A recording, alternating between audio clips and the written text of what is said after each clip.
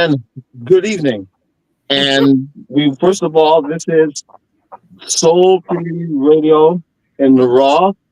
For all of you fans who haven't seen us in a little bit of a while, we've between Gremlins and moving forward and everything, but it appears that we do have a new home now, and I Yay!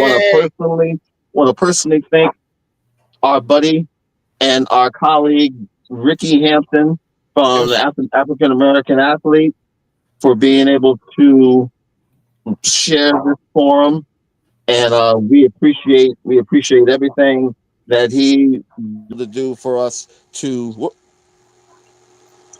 oh Lord, no.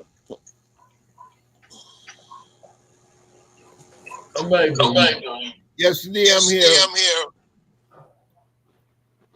Much love to Brother Hampton, providing us some knowledge and the StreamYard to get us in here and continue what Yeah, we do. we've been. It's probably something we should have done a lot sooner, and and as you can see, there'll be a few little bugs. We're still trying to get to the newness of it, but we're looking forward to it. We're looking forward to what it's going, and we're on all our meetings. We're on BASN Facebook page, my own Facebook page, and we're also on BASN Newsroom's YouTube page. So we've grown up a little bit in the last few years. My name is Anthony McLean, and let me just hand it over to the man who is the true host of of Soul Tree Radio in the Raw, Mr. Michael Lewis Ingram. Good evening, everybody, and it's good to see you here. Again, thanks to Ricky Hampton for providing us with the venue. And as far as what we're doing here, we're just continuing what we started back in 2012. We wanted to put information out there that not as one-sided as like saying it's gospel. You got to hear what we say. You got to understand what we say and agree with what we say. We're putting the information out there for you. And if you're with that, cool. If not, that's cool too. And to give you a perfect example of what we're talking about, now we are a week removed or so from the Super Bowl. And of course, my Eagles, Eagles, Eagles, won the Super Bowl. But even better than that, quarterback Jalen Hurts, Hurts don't it? Provided the impetus to get Philadelphia over the hump. But all this took me back to earlier in the season, say after week 2. Of course, beginning of the season, everybody's going to come out with like assholes. Everybody's got one. But this one really got on my nerves because it was one of these so-called hot takes. And these hot takes really are no more than not takes because they're not saying anything. What they tried to say was the 5 best quarterbacks in the league are Jalen Hurts, Joe Burrow, Lamar Jackson, Josh Allen, and Patrick Mahomes. But when they started this, they said Jalen Hurts was overrated. Literally, that was the first thing came out of his mouth. It's like, overrated? What the fuck is wrong with this guy? Hurts is 49-27 as a starter. And he's gotten them into the playoffs almost every year he's played. But all of a sudden, he's overrated. And we always say, and it's something I love that my brother Tony says, if you don't like somebody, say you don't like them. That solves all the racism and all the nonsense. And you get to the point of saying point blank what the deal is. So if you don't like Jalen Hurts, say you don't like him.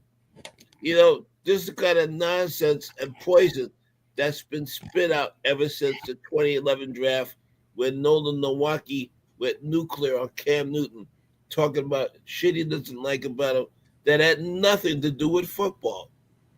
So anyway, here we are. Jalen Hurts is overrated. But who's in the Super Bowl? Jalen Hurts is overrated. But he plays Joe Burrow. He beats him. He plays Josh Allen the year before. beats him. He plays Lamar Jackson, he beats him. And he plays Patrick Mahomes, 2 for 2 lifetime. As far as playing up, head him straight up, he's lost two, he's won two. And each time he played, he wasn't scared or nothing like that. He was right there with them. In 22, we forget, the Eagles scored 35 points and lost the Super Bowl. In all honesty, if you score 35 points, you should win. Absolutely. But having said Absolutely. all that, again, we're considering sources. These hot takes or not takes were delivered by people like Chris Sims, Phil Sims' son, who ate shit. He's 10 and 13 as a starter and never really was good at anything. As a matter of fact, Desmond Howard got in shit with Phil Sims because, as a college broadcaster, he said his son wasn't shit. And he was telling the truth. It's not his fault he got man hair, but he hit it right where he lived. And of course, there's Dan Orlovsky. This guy, he's so bad he doesn't even have a positive record. He was an idiot on national television when he walked into the end zone for a safety because he wasn't sure where he was on the field. Now, this is supposed to be somebody who will judge quarterbacks. I don't think so. But then you have people like Matthew Stafford, who they say is great, but in almost 15 years in the league, Matthew Stafford is 108 wins, 113 losses. That's not great to me. That's a journeyman quarterback at best, but yet don't talk about him being a Super Bowl quality quarterback. Jalen Hurts, like I said, has won almost 65% of his games. He's 6-3 in the playoffs. That's 6-6. That's 67%. So what's wrong with this picture? It's the people saying the nonsense that they're saying, not the guy who's playing. But I digress. But this is why numbers and facts kill bullshit. And hot takes are really not takes. So again, it's people talking loud and saying nothing. And the thing is, excuse me, he's been to Super Bowl 2 of the last 3 years.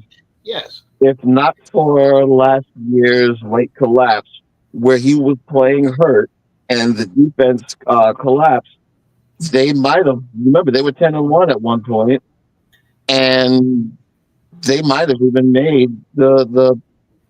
We might have been talking about them being in a third straight Super Bowl. Um, Mm-hmm. to me, he's been an elite quarterback from day one. It seems as though because he wasn't a quote unquote first round pick, they've always tried to make it out that he's not elite, but it's what you do on the field. And when you look at his body of work in regards to being a a rush, being a dual threat, being able to throw the ball and run the ball, he's already scored more touchdowns rushing in the Philadelphia Eagles history, surpassing Randall Cunningham, and he's still relatively, he's not even 30. Exactly. Now He that's what still worries has my a lot more. There's so much more than he can do. Now the big thing is, well, if he didn't have Barkley back there, he wouldn't have gotten to the Super. Well, he got to the Super Bowl exactly. without Barkley. Exactly. It's So like it's just always, unfortunately, and I've said this several times in regards to how sports evaluation and like the hot takes, like you said, Mike, mhm, whether it's like Hall of Fame or alleged analyzing, when people have to bring into the argument, well, if you took away this, he would. But see, that's no, you can't. That's part of his argument. That's part of his whole aura. If it's the biggest thing they used to always say about Bill Russell is, well, if he didn't have Cousy and all these other guys, but he did, you know. So why don't we just talk? They talk so much more about what a player can't do as opposed to what he can do. And it gets so annoying. That's what gets me. The fact that they want to keep beating down what they're saying this guy can't do. It's like, hello, uh, this is a results oriented business. Clearly, if you're showing that you can do the job, if at the end of the game you've got more points than the other guys, that means you've won. And this is not a case of just like winning more than one or being twice over how many you've lost. He's clearly won games. He knows how to win. Back in the day, if he were white, they'd say all he does is win. But he doesn't have the complexion for the protection, as my man Paul Mooney used to say.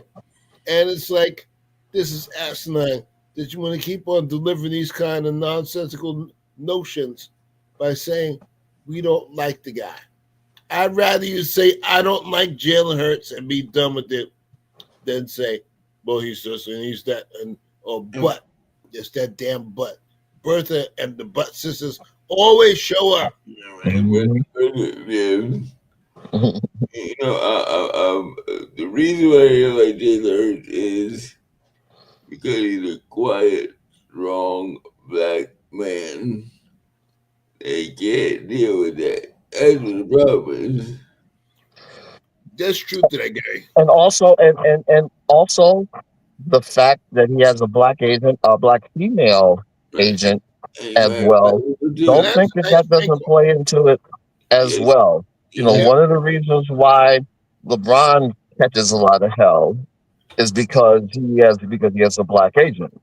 It's that's in right. many ways Hurts and LeBron are going through the same thing where it doesn't matter what they do.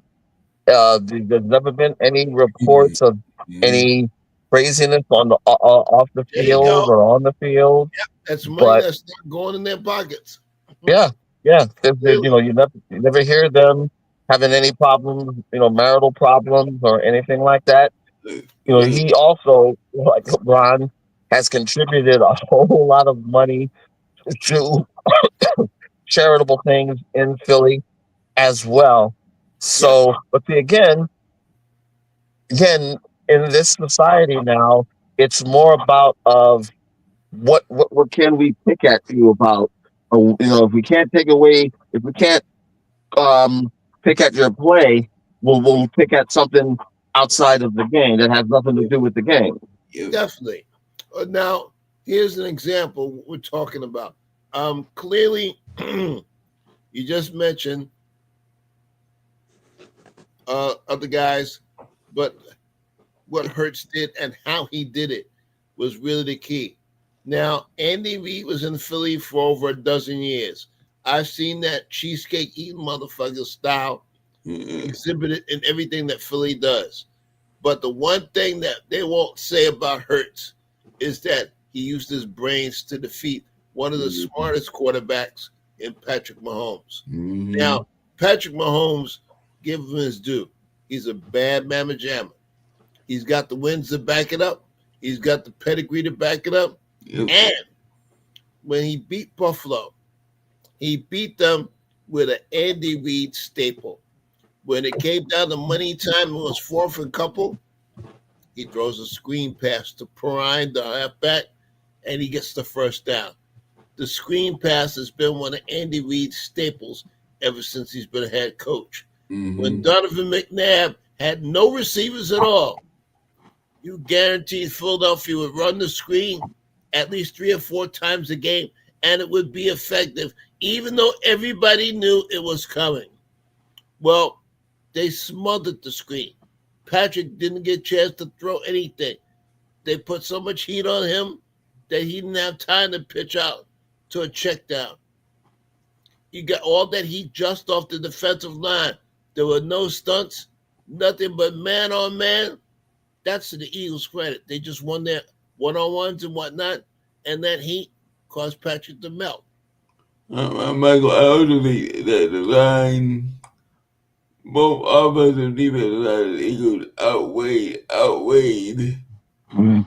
Kansas City. It just killed them. Well, Yeah. yeah, If there was a game that was won in the trenches, it was the Super Bowl. You know, the Eagles had with the biggest offensive line, yeah. Yeah. arguably in Super Bowl history. They just beat on them, What's and funny they eventually wore them down. And also give credit to Philly's defensive line as is, well, and the secondary. I think the fact that they did not blitz once they Mm-mm. did speaks not. to just how dominant Yeah. that defense was. Well, you got to think about it. You just said it. They didn't blitz once, so Patrick really didn't have a one-on-one situation where he could throw a screen. He was Mm-hmm. smothered. And when you weigh everything as far as the matchups were concerned, the Eagles were superior in all the setups. The offensive line, you got five linemen who can all pull. Every now and then you might get a guard that can pull or a tackle that can pull, but you got five linemen that all know how to pull. That is unreal. We're talking about quality lines like the electric company when OJ Simpson was Mm-hmm. the juice Mm-hmm. and ran the ball. The Hogs when Mm-hmm. Washington would run the ball with Riggins. Now in Philadelphia, we got the Broad Street line, like the subway. On the Broad Street line, it goes north and south. It runs express during the season from September to February, and it makes special stops. And the special stop happened to be the Super Bowl this year, and they won. On top of everything else, they have a line coach in Stoutman who really teaches everybody the fine points of their position so that they're prepared. It's like a test. If you have all the information you need to succeed, you're going to likely do well. Stoutman does that, and their own natural talents take over when you add that plus the stuff that he has been able to infuse in them in terms of being able to play their position. Anybody, I mean, we make the joke about Barbara Bush butt naked and high heels running for 5 yards behind that offensive line, but it's true. You can. And I don't know if Barbara's down for that, but the bottom line is anyone can get yards with a quality line like that.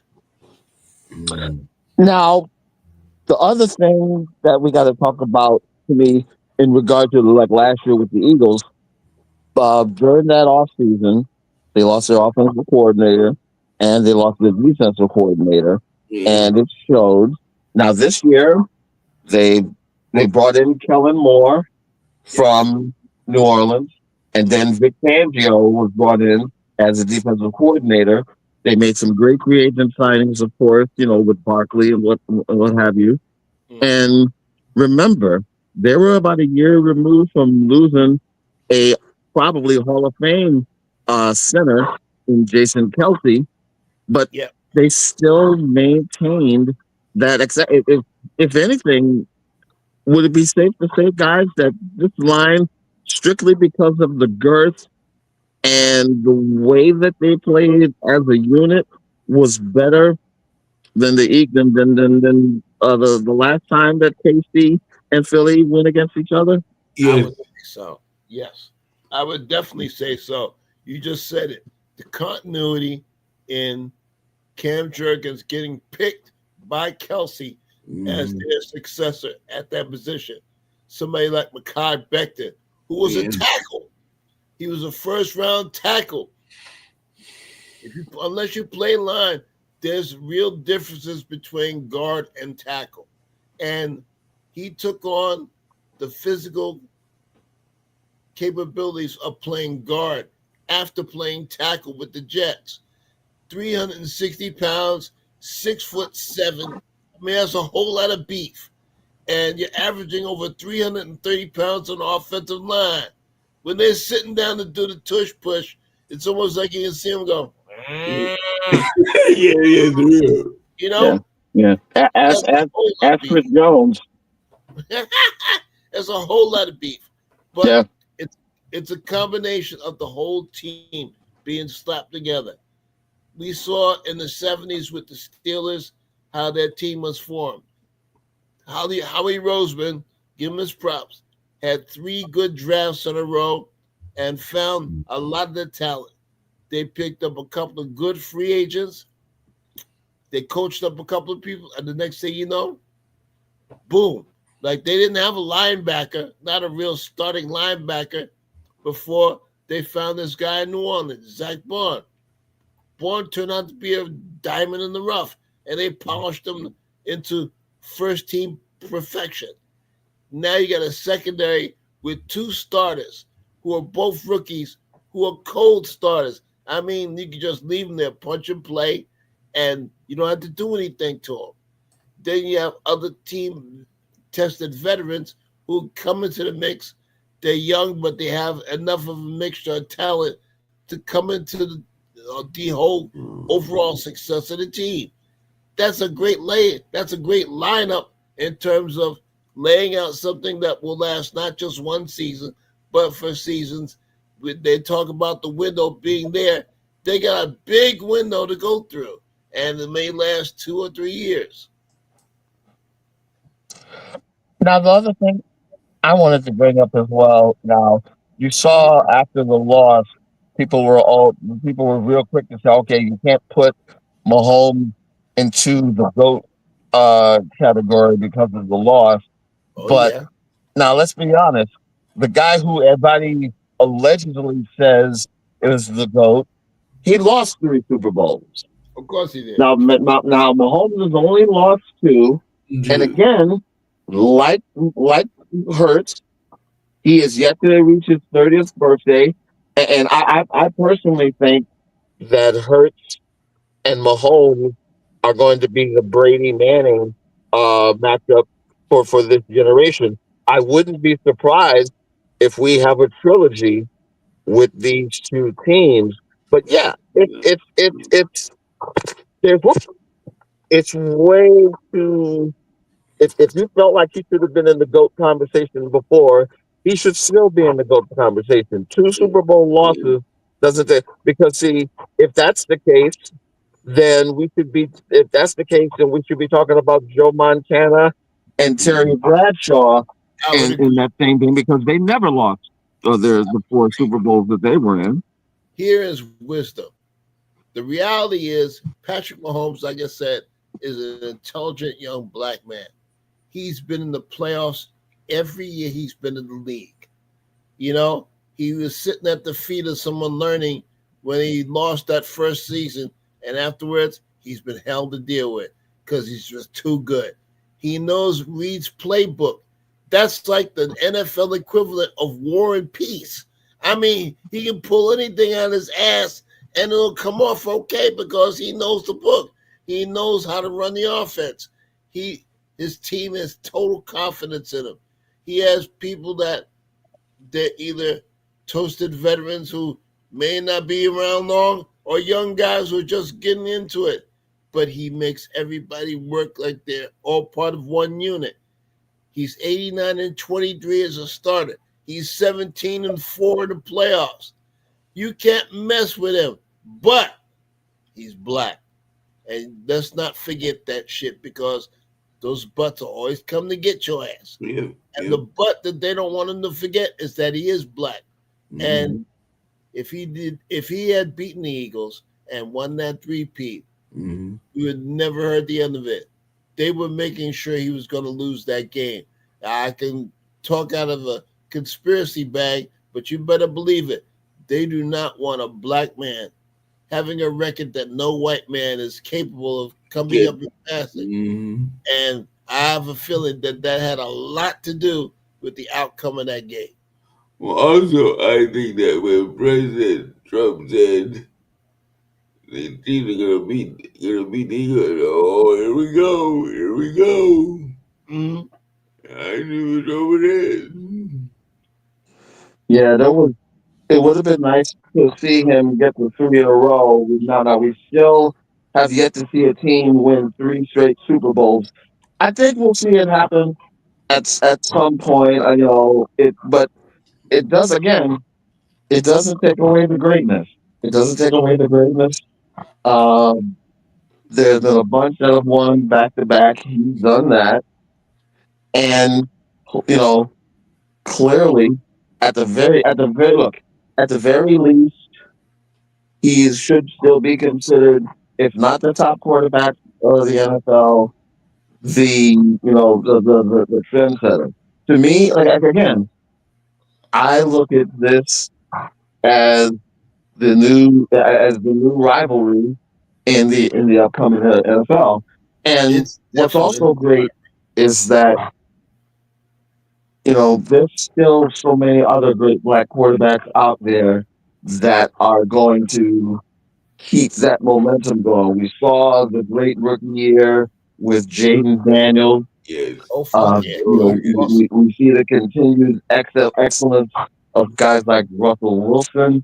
See, Geno Smith. Even he had an up and down year as well. This is, we do a weekly column on BASN Newsroom called the Field Generals, where we do an analysis of all the black um, starting quarterbacks in the NFL.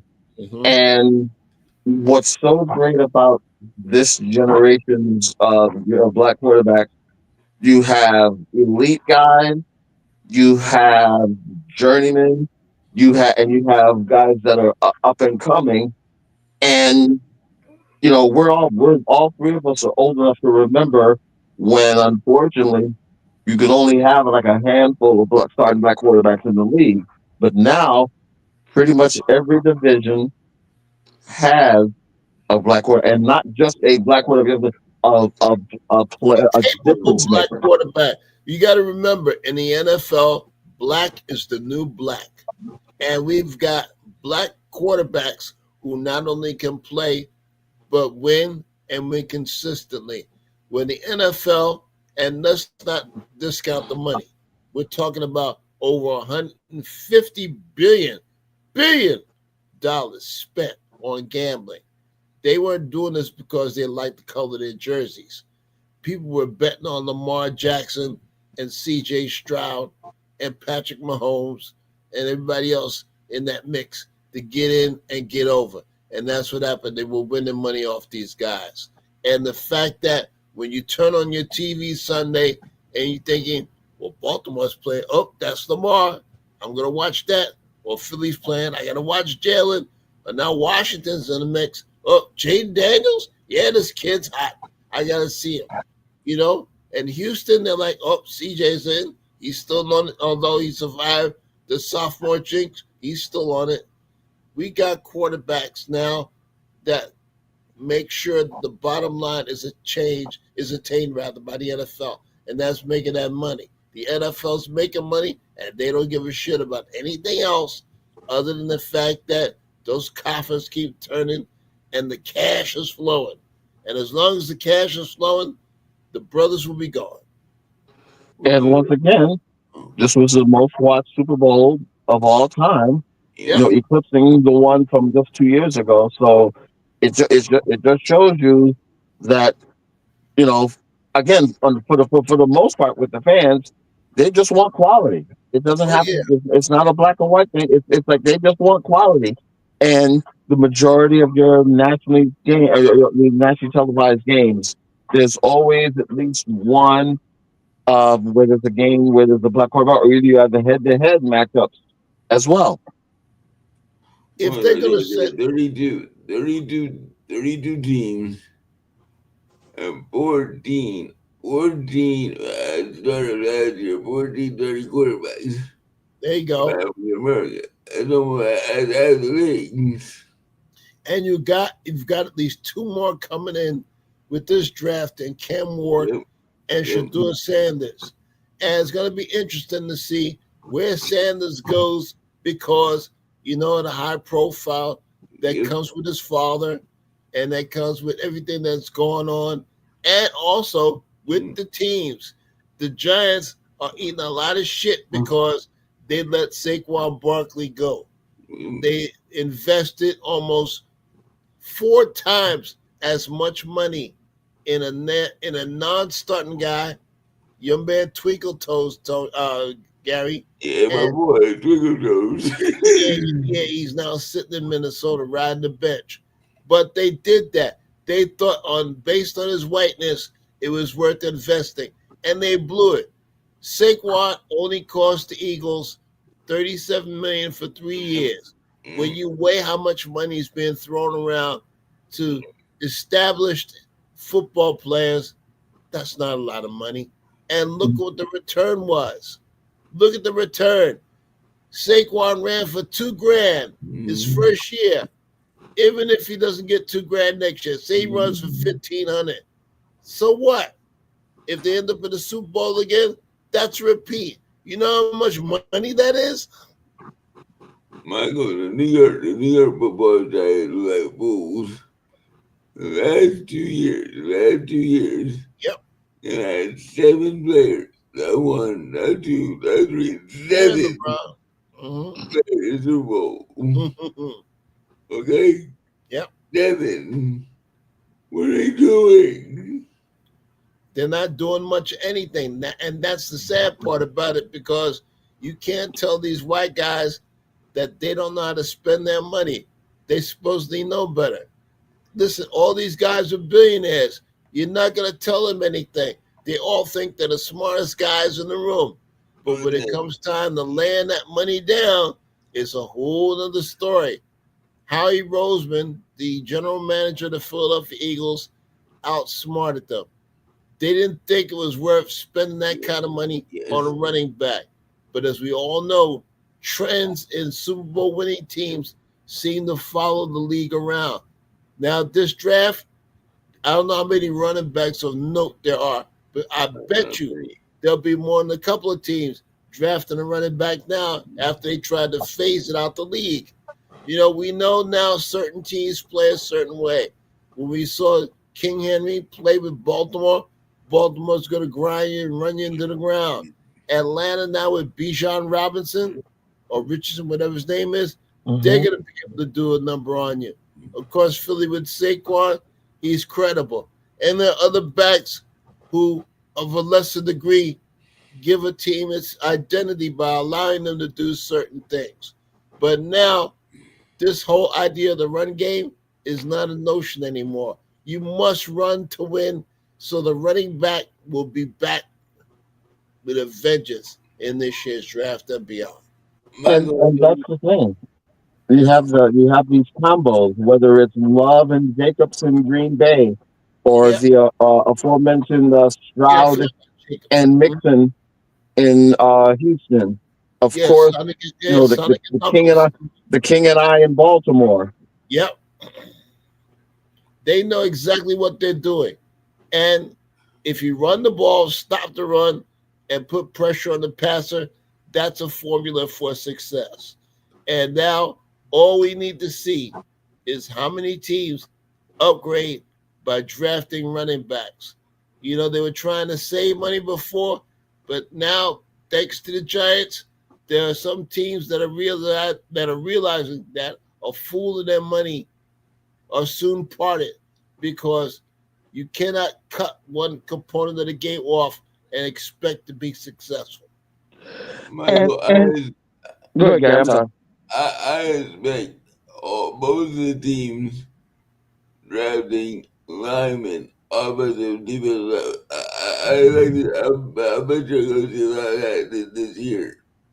I Mm-hmm. mean, Well, oversized linemen, oversized guards. I've seen it happen.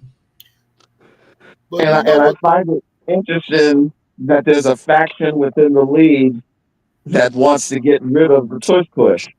Yep, Yep. Yes. yep. They try to get rid of it, but you really can't. It's a rugby scrum for the most part. But when you get them big asses on the line pushing and whatnot, it's like, what are you going to do? It's a feasible play. Everybody's lined up. It's not that anybody's missing the snap of the ball because that's a penalty. That's offside or encroachment, depending on what side of the ball you are. What it is that Philadelphia lucked up on a nuance that everybody was late getting to. You know, a couple of years ago when it was the quarterback being able to run and throw the ball and have the option to do so. They did that for a year before somebody decided we can't let these black guys run over everybody and whatnot. We'll let the rules committee cancel that shit out. But now they can't do that. And with offensive linemen, let's not forget, no matter what they do during the draft, no matter how much noise is made about a quarterback here and a running back there and a wide receiver here, in the first day, the best linemen always go. By day two, anybody that is a lineman of note, they're gone. Oh my God, man. If you're lucky to get something in day three, it's maybe from HBCU, whatever, because they devalue them. But the bottom line is, every team that's got any sense knows if you want to make it work, you got to be strong in the pit. And if you ain't got nothing in the pit, your game ain't shit.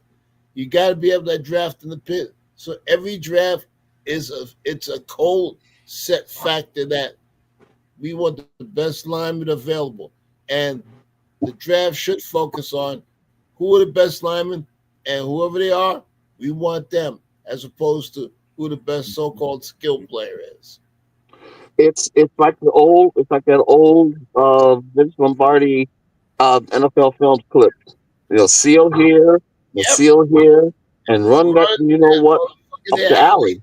alley. Now, now, do you think that this is maybe the start of more of an emphasis on the running game, Yes, or is it going to still take a few more years? You think? I think they want to open the eyes and ears of many owners, and now you're gonna see running backs all over the place. Well, I think you're right, Gary, because what Saquon did in addition to that was it reminded everybody how important it is to have the synchronicity of the Yeah, offensive line. yeah. Think he's run for over 60 yards for touchdowns 7 times. Yep. That takes continuity. That also takes precision because how many times have we seen a successive play or successful play get whistled back for holding or some kind of bullshit call? Mhm. All those times he broke it, there was no holding. The lineman came off, blew Yep. the guys off the line of Clean. scrimmage, and especially on the counter with the guard and tackle Yes. that the Eagles ran against the Rams, that was money. The Rams couldn't stand the fact that they couldn't stop it. They had all that beef up in there, blowing holes. Yes. Gary, my grade could have gone through there and Yes. walked Yes. down, Yes. walked to the end zone. That's how big those holes were. And because of that, everybody's got to give the offensive line the respect. And now, because of the success of the Broad Street line, you know what? I tell you, SEPTA, you got to owe me some money because if I was living in Philly right now, I would make that a poster. That would be an awesome poster. The Broad Street line showing everybody on that front line, Yeah. the starters, showing that you can get from point A to point B in nothing flat with the help of that offensive line. That's the greatness of football, that it celebrates team success as well as individual success. But Uh, but Absolutely. yeah. ultimately, team success is is the success that will last the longest because it means a lot of folks did something well together. Absolutely. I have never seen such blocking. It was just crispy, clean blocking. Yep. And the Eagles, it was amazing to me to watch. It's ironic. I keep going back to that Ram game, but you're right. I saw Becton pancake his man on the line, and then Jordan Malata, who's 6'8" and 380 Mhm. pounds, also hit his blocker, and it's like the Red Sea. Now, this is the left tackle and the right guard. You got the A, C, and B gaps in between you. And even from those points on the line, that's how many holes they opened up. Mhm. Saquon could have waited a little damn bus and got in the end zone Mhm. because that's how wide the hole was that he ran through. We Mm. saw it. It was like 2 steps gone. And it's like any line that does that, that's a running back on quarterback's best friend. Absolutely. Yeah, and they shut down, to a certain extent they shut Saquon down during the Super Bowl, but that's where Hurts was able to shine because again, I think people have taken for granted, the kind of versatility that Hurts has Of as course. a running quarterback, and the league got to realize that speed and running are still the major conference in this league. Everybody still wants to throw 40, 50 times a game. But especially if you're a cold weather team, Yep. or if you're a team that plays in the dome that has Hmm. to go on the road, Yep. you don't, you still have to run the ball. One of the reasons why I think Baltimore lost was that on the two most key plays in that Buffalo loss, King Henry was on the sideline. Well, you got to remember, King Henry wasn't used either. I mean, it's a whole different story if Mark Andrews catches that ball that Lamar Jackson threw. And it wasn't like he threw a bullet or anything like that. He lobbed the ball to him basically from the 2 yard line and he drops the ball. You Yeah, know, that yeah, kind of drop, it's like unforgivable. It was like early in yeah. the season when Saquon Barkley dropped that ball that caused the Eagles to lose on Mhm. third down. And it's like, all right, it was 1 of 3 games the Eagles lost. But the whole point was if he catches the ball, they run the clock out, the Eagles win. And we're talking about a 2 loss Super Bowl team as Yeah, opposed to a 3 loss Super Bowl team. You can't change the fact that if you out execute everybody and your team's better, you're going to win. And unfortunately, they don't want anybody to realize that. Jalen Hurts should get credit for being a field general who won the Super Bowl. But what do they say? He's a dual threat quarterback. They may as well say he's a nigger because they don't want to say this is a black man who successfully beat everybody, beat the odds, and won the big game. So they'll say dual threat quarterback. They'll use other euphemisms and other coded language to stop the guy from being what he is. I'm sure Patrick Mahomes probably gets tired of that shit back in Kansas City. He probably gets more shit now about the three-peat and lack of than being black. When he won 2 Super Bowls, he wasn't black. Oh no, I'm not black. I'm Patrick Mahomes. yeah, And now we have a whole different situation, a whole different scenario he's got to deal with.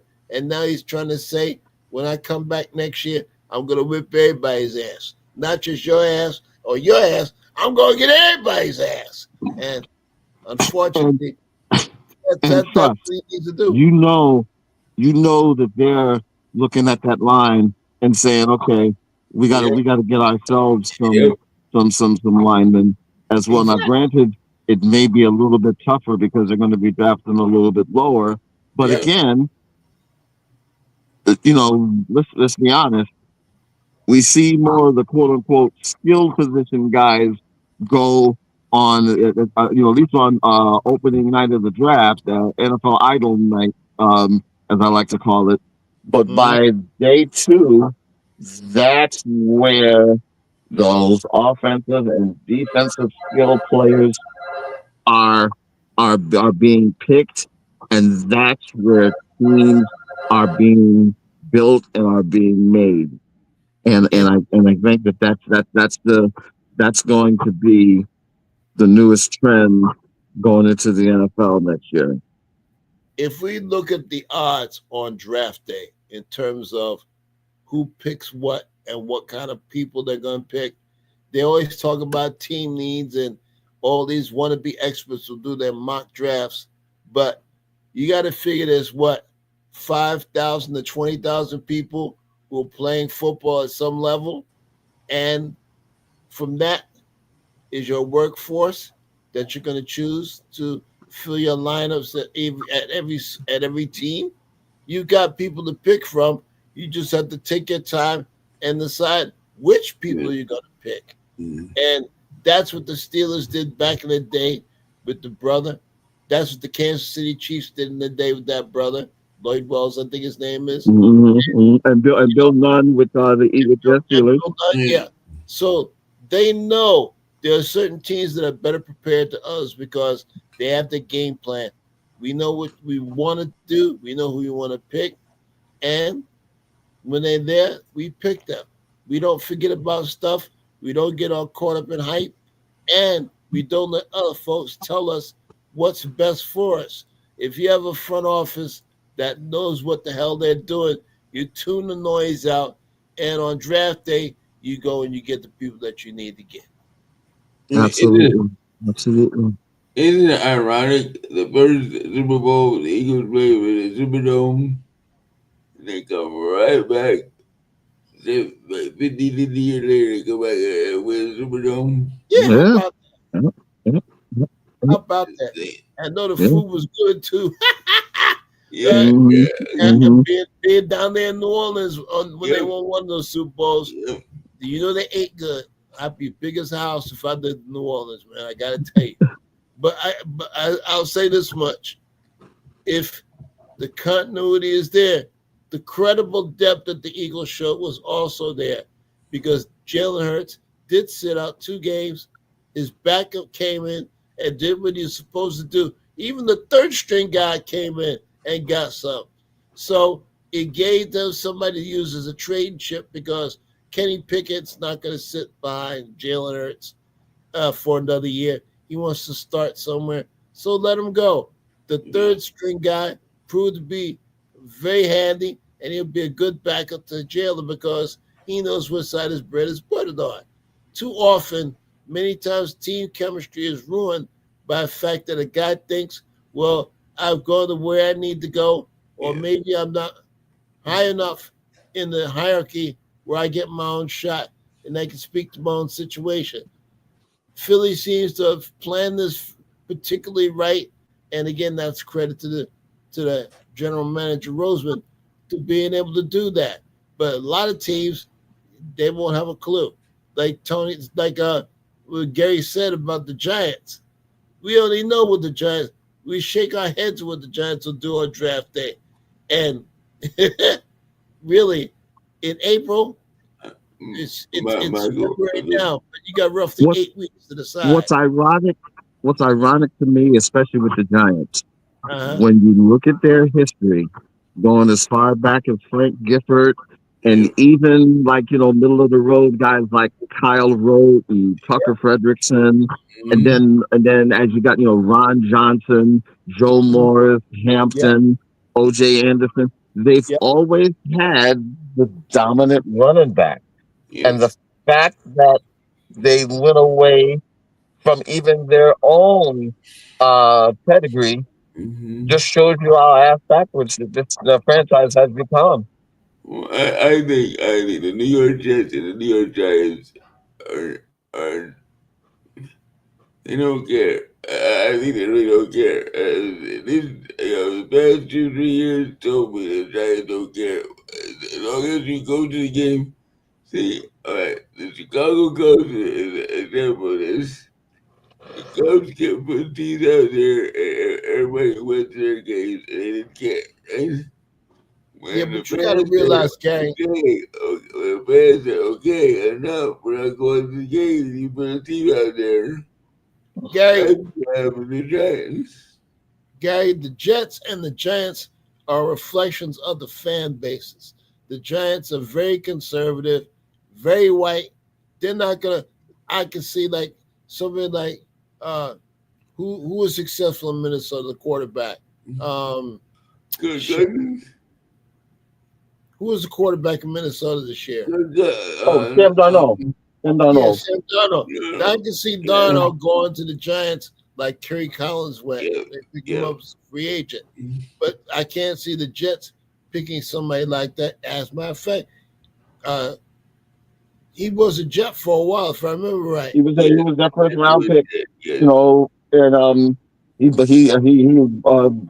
flamed out there. Mm, Right. But the Jets have Tyrod Taylor as a bridge quarterback, and he can start, and he's won, and they know that. But the Jets aren't going to push a black quarterback, not really. They're in the way they're like a light version of the Giants. We'll pick a black guy but if they don't have to, we want to satisfy our talent base and get us the white quarterback who's the hero. And let's be real about this. Philly didn't want Hurts as their starting quarterback. They picked him in the second round of the draft, and in Philly, they were going, "What?" They really didn't like the pick. They were like, "We want our white hero, Carson Wentz." But Wentz, we found out the boy wasn't shit, and he proved it. So they let him go. The Philadelphia Eagles wrote off $33 million to get rid of Hurts and to get rid of Wentz rather and pick up Hurts. So we know scant money don't make money.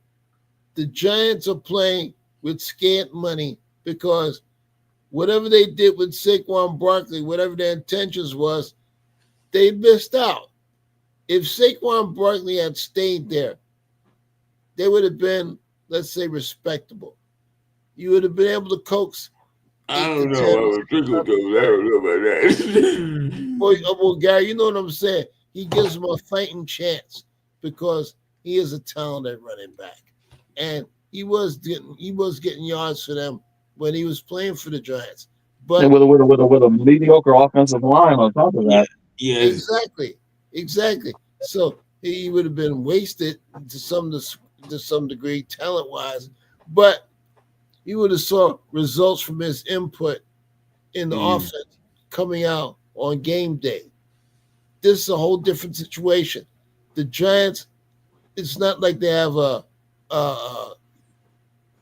blank slate to work from.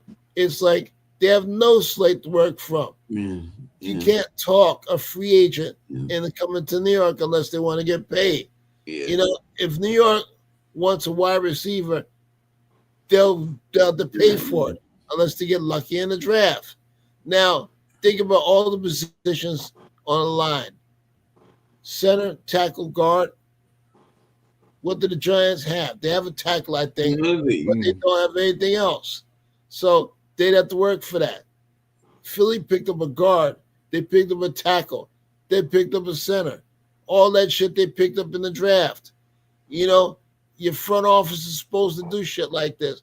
They're supposed to get information that allows them to confidently go to the phone on draft day and say, I want Tony McClain at the University of Southern Connecticut. Pick him up, add him to the roster. Boom, no problem. I want Gary Gray, wide receiver at the University of Cal Berkeley. Boom, just like that.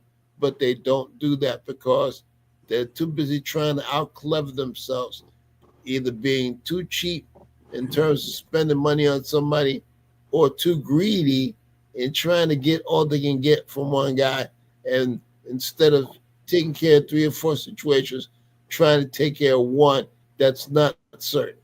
And that's I gotta ask Tony and Michael. I gotta ask this question. What would happen if nobody came to the MetLife Stadium? What would happen if the stadium was empty? Well, see, that's the thing. And see, unfortunately, the NFL being, the cash cow that it is, people are addicted to the NFL. And the sad thing is the Giant fans, the Giant organization know that they have their fans over a barrel because they can, in a sense, put out any old sort of team and they know they're going to get 77, 78,000 every week. And, it's you would like to see the fan base basically do that and send a message, but unfortunately, even with both teams, maybe the Jet fans more so than the Giant fans, but the Giant fans, it's that old money versus new money.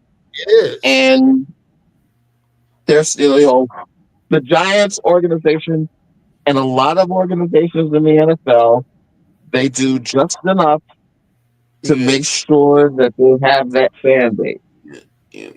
Jacksonville is there for that. Jacksonville stinks. Well, again, a lot of it is just Jacksonville's been struggling to a certain extent since they've been there. And I guess they had their good years early on. They got to a couple of AFC championship games. But Uh-huh. even the Dolphins, when they were in their heyday in the Mhm. '70s, didn't really draw well, which is Mm. which is kind of insane when you really think about it. But Think about the finances of the teams that you just talked about. Giants, old school, old money. They have guaranteed waiting list. No matter what, if somebody says the Giants suck, fuck them, I'm not going to spend any more money on them, they'd call somebody up and say, "We have a spot for you now in our season ticket." Boom, you're in. The Jacksonville Jaguars, they weren't supposed to be there. They were a long shot in the expansion race, and they won. I think it was like 23-1 was a long shot that they would get in along with St. Louis, and they fooled everybody. They got the other one along with Carolina. So it's a different mindset, but in a way, it's the same thing because you have to please your fan base. Eagle fans are like Giant fans. They don't worry about whether or not they're gonna miss out. They're gonna get people in the seats. So that's not the issue. The issue is, are you going to keep them in the seats by winning games? And the Eagle fans seem to be doing a good job of that. This season that just passed, there were more teams, or rather, more Eagle fans on the road than there were at home. Yes, There were yes, situations where certain games felt like Eagle home games because yes. their fans traveled to see them. They invested money in them. And literally, I mean invested money because they were favorites to win. So that money talked and everybody walked. Well, it's like the Islanders and Rangers. That's the story that the Islanders Rangers. They old money Rangers yeah, Hmm. too many Islanders. yeah, yeah. It's like that with a lot of it's like like the White Sox and the Cubs. Yeah, You know, people forget that White Sox won a World Series in 2005, but the yeah, minute the Cubs broke the curse, it was like, oh, happy day, Chicago baseball. It's been like that for quite a while, and I think even more so in the NFL, and especially now with the gambling aspect, with the proliferation of TV money as mm-hmm. well. I mean, me personally, I would much rather watch the games on TV, not Yeah. have to deal with the Thank with a you. $100 parking, Hmm. the obnoxious fans, Yeah. pouring beer and starting fights all over you and what have you. Cold, cold weather, Now, look, cold weather. there is still something about being at a live sporting event, Mm. but I think because of where the NFL is right now, they, you know, they know that they're going to get X amount of fans, however many stadiums or however many their stadiums. Look at the Cowboy fans. The Yeah. Cowboys have been out of it for a long time, but they still get that 100,000 every year. And on top of that, it's not just 100,000, but it's 80,000 watching the game in the stadium. There's Mm, another 10,000 watching the game outside on the jumbotrons. mm, So when Dallas is doing well, they're packing in six-figure stadiums in terms of the people that are there and the people that are spending the money and the ridiculous parking and the $15 for a fucking hot dog, 20 if it's got meat, and Oh, the other shit. it's down to 15 now. Exactly. So that's wait, what we're talking about. when the Steelers came to Las Vegas, I could not believe the terrible towns. They were all over everywhere in Vegas. I'm like, what are Well, you And a lot of that has to do with the fact that the Steelers, like the Cowboys, like the Packers, like a lot of teams, like the Eagles, have started becoming. They're become national teams. Yeah, Their Yes. fans yeah, travel. You can, Dallas fans will travel, Pittsburgh fans will travel, and the this way, there are certain teams in the NFL that do play to win, and then there are Yeah. other teams who try to win the thing that they try to win the salary cap Super Bowl in a sense. Yeah. Now, to be fair, Jeffrey Lurie was doing that for a long period of time with the Eagles, but That's I right. think now that they've had that little bit of a taste of a couple yeah, of having a couple of yeah, titles in three times now, I think in a sense the Super Bowl bug has bitten them. yeah,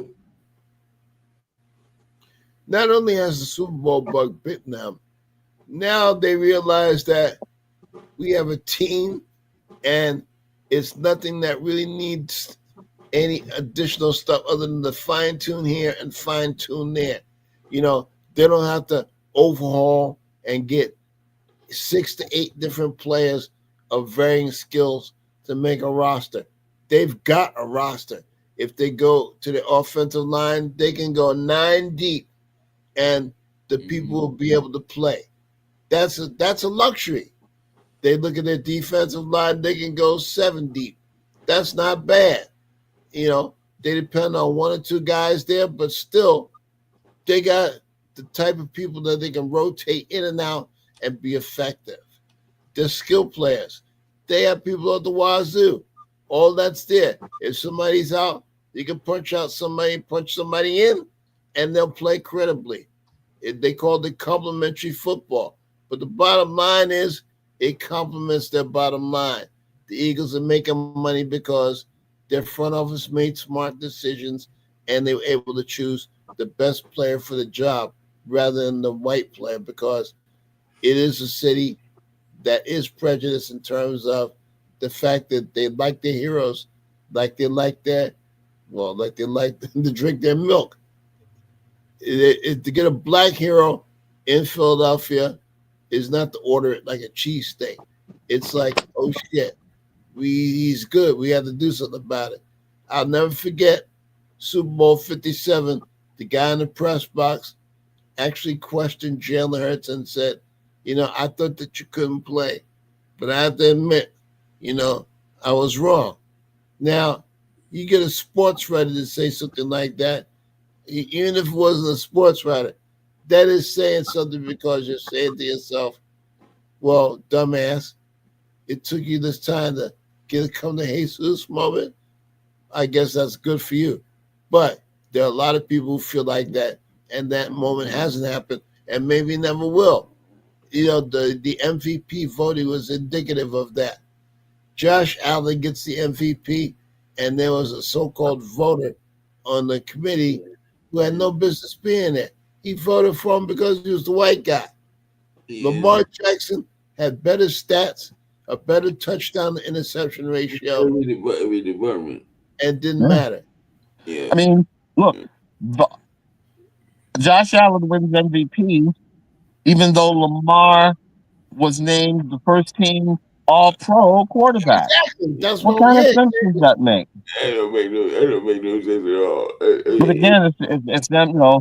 They're showing their true colors. Unfortunately, a lot of these awards are starting to become more lifetime achievement awards than it Exactly. is about what happened during the season. It's like oh, it's his time, or he's been due, or what have you. I mean, you had more people. They were trying to put Joe Burrow into the Yeah, conversation, and yeah, it was strictly all about numbers. Yep.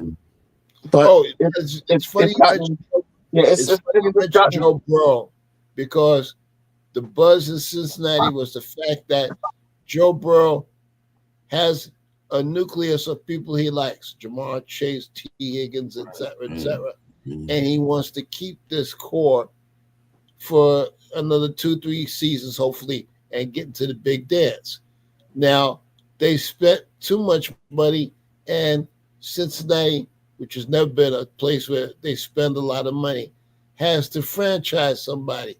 And we know that the Browns were cheap MFs from get go, and they're gonna try to play the money game and play money ball with Philadelphia by doing the same thing with five or six more of their players.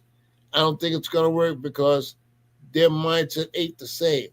They still look at it as, well, we got to save money here and save money there instead of this is going to get us in the playoffs. And from the playoffs, we'll take our chances. Too many teams operate like that. We know for years, it's five teams that we know they will try hard to find somebody. If it's a missing free agent or a good draft pick, they'll get them. It's five of the teams that we suck. We don't care if we suck. We're making money. The TV cut is more than enough to keep us in Dallas, and we'll just go along for the ride. And the San other teams in Diego. the middle are the teams in the middle, and they vary in terms of what they want, what they think they want, and all the stuff that goes with it. But we know for a fact 22 teams will be in the mix, five will give a shit, and five won't. Yeah, yeah, yeah. Yeah. Um, guys, I wanted to just make sure that were able to get on tonight, get our first show in. I'm gonna call. Yeah, I'm gonna call it a night. One, I'm being obvious. I want to watch this the aftermath of this USA Yeah. Canada Oh Yeah. yeah, Yeah. hockey game. By the way, it's let's a bring up 1-1 before we go. after one period. But let me just get the final thoughts from you guys before we get going. And let me start off with Gary. Well, the NBA All Star game. I'm gonna drop a little of this. They have to do revamp that All Star game. Here's the idea: you have the NBA American All Stars against the World All Stars. We have enough World All Star players that can get a complete team. So I like to see a American against the World All Star game next year if possible. I think there's a lot of folks too, a lot, especially going off of the success of the Four Nations All Star Yes. Yep. Challenge with the NHL as well. Michael. Hmm. Yeah, right in that same vein, um, the Four Nations thing was a good idea on the NHL's part. Because an All Star game is an All Star game, and we know you got to justify the money, and they use their rivalry as justification. The U.S. and Canada are always going to be salty when it comes to hockey. Yes. 40% of the players in the NHL are from Canada. Oh, Canada. And Yes. the Americans are about, I'd say 25 to 30% of the league. And everybody else comes from everywhere else. But the long and short is anytime Canada beats the good old USA, they're gonna love it. My very Canadian wife, she gets the Canadian maple leaf up every time the USA and America get the blows and stuff like that. And the fact that we saw the fights in Montreal Yeah. are indicative of the fact that Yeah. it's good to know that affections for each other are still in the hot phase and will never go away as long as the Maple Leaf plays the United States. And they behaved themselves tonight without any fights. But yeah, there's definitely, you know, and again, when you consider what's going on politically as well, it just adds to it. Yeah. Yeah. Oh, My final that's right. point. They're booing the Star Spangled Banner, and I think more because of the tariffs than the fact Yeah. that it's Yeah. disrespect. Because the Canadians do respect us. That's not the issue. Yeah. The issue may be Yeah, who's at 1600 Pennsylvania. But I digress. exactly. That's a 2-hour conversation in and of itself. No But joke. a story that broke while we were on tonight. may have some very serious implications in the sport of baseball and maybe just sports in general. ESPN is going to end their association with Major League Baseball at Oh, the What? end of this season. holy They have shit! carried, yeah, they've carried Major League Baseball in some form of fashion going back to the 1990s. Yeah. So they weren't able to get together on a long term agreement. So as of right now, this will be the last season that ESPN will be covering Wow. Major League Baseball on a national basis. Now we all know that Major League Baseball, actually, all the four major sports have been going through some craziness in regard to Yeah. channels. Mhm. The old Valley Sports has now been bought out by FanDuel Yep. Sports, and those a lot of those old Valley and old Fox Sports networks now are under the the FanDuel Sports bandwagon. Now, there's rumors that what may wind up happening is now we're seeing individual teams having their own contracts. You know, Padres, uh, the Diamondbacks, Cubs, of course, the two New York teams, the Dodgers, who who probably just went up on their cable channel as Yep. well. Yeah. And when you see all the machinations going on with the contracts and the franchise removals and all the craziness that's going on with the, Mhm. I'm gonna call them the Athletics. I'm not gonna say their city because I still think that there's still a lot of whatever. Yep. And the craziness with Tampa now that Tropicana Field Mm. is basically uh, a, um, a non-factor. But this is going to be one of those stories where we're going to have to monitor it for the next few months to see to see where it goes in regards to the to the TV contract, Yep. and it may seep into more of the NHL and NBA more so than the NFL because the NFL is in the middle of their big contract with all of their as well. So this is one of those stories where you're gonna have to stay tuned and see how it plays out. But again, guys, glad we were able to get on today. And tonight, can I say again, we want to thank our buddy Ricky Hampton from an athlete of African American athlete Yeah. for allowing us to use his forum on here.